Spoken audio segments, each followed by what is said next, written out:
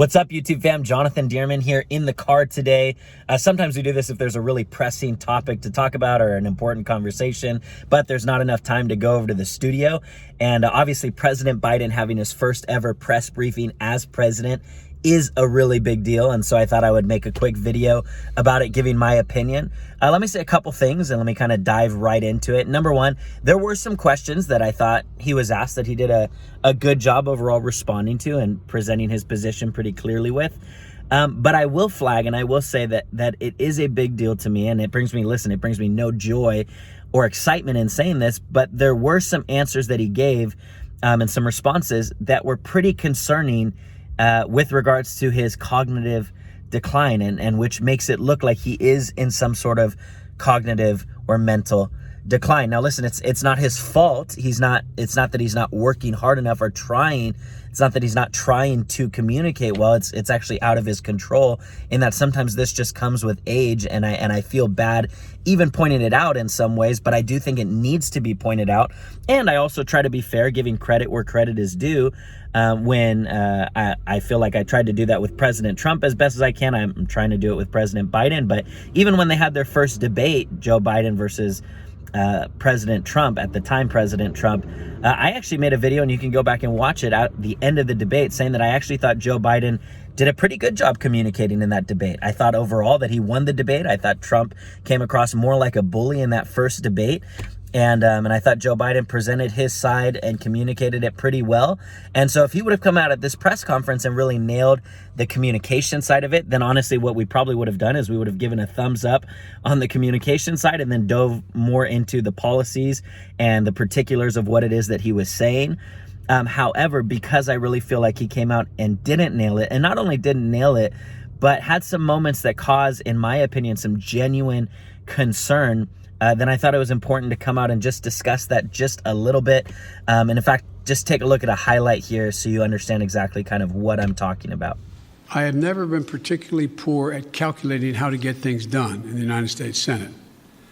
So the best way to get something done, if it holds near and dear to you that you like to be able to, anyway, we're going to get a lot done. Okay, so this moment that happened here, and these kind of moments that we're seeing happen more and more, is concerning, guys. It is a concerning element when the president of the United States and the president of the country that is really the top influence in the world overall is struggling to communicate and is struggling to formulate some sentences and to follow along with what's going on. And he honestly wasn't asked many tough questions either there, which I think is probably pretty intentional. And in fact, I think Joe Biden, President Biden, took the longest to come out and have a press briefing of any president in about 100 years, I think it was. And I think that's intentional because the people around him are not super confident that with on-the-fly questions and discussions that he can really keep up and keep the flow of the conversation going, which I think is a problem when our president is struggling to communicate. Now, with that being said, I've seen some reactions on both sides that I'm not a fan of. Okay, I've seen some people on the political right that have taken the mocking him approach, that they've been pretty demeaning and made fun of him a lot and mock him quite a bit. And personally, that's not my cup of tea. That's not my style. I don't really enjoy that kind of content, that kind of commentary, even though I get it. Listen, I get it. Some things are funny and humorous. I get it. I don't, it's not that I can't understand that. But personally, I just genuinely feel more bad for him than I do feel any type of joy or laughter towards him or any desire to belittle him. But I've seen some of that approach come from the political right. Again, I'm not a big fan of that.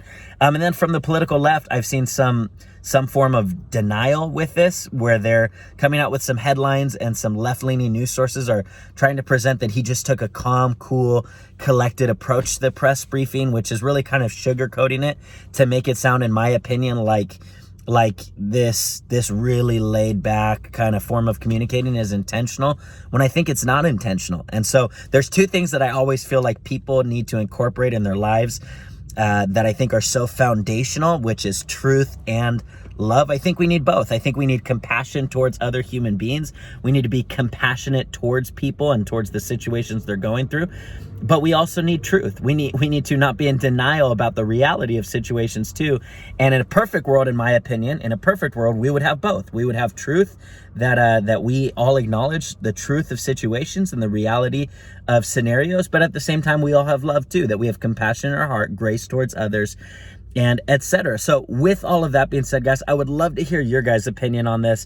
Number one, do you think I'm being too hard on him? Do you think that he's not really in cognitive decline, just that he slipped up in a sentence, it happens? Or on the other side, do you think I'm being too easy on him? Do you think that I need to be cracking down on this a little bit more? I see both sides here. And with that being said, guys, I would love to hear from you personally. The bottom line, in my opinion, I do think there are some major concerns here when watching him communicate. And I think it's intentional why they're keeping him from having a lot of press briefings and on-the-fly conversations, because I think that it doesn't tend to turn out well. And I think that's something to be concerned about and something to be aware of, and something that is an important reality for us to recognize. Even though it doesn't bring me joy to point it out, that's how I feel.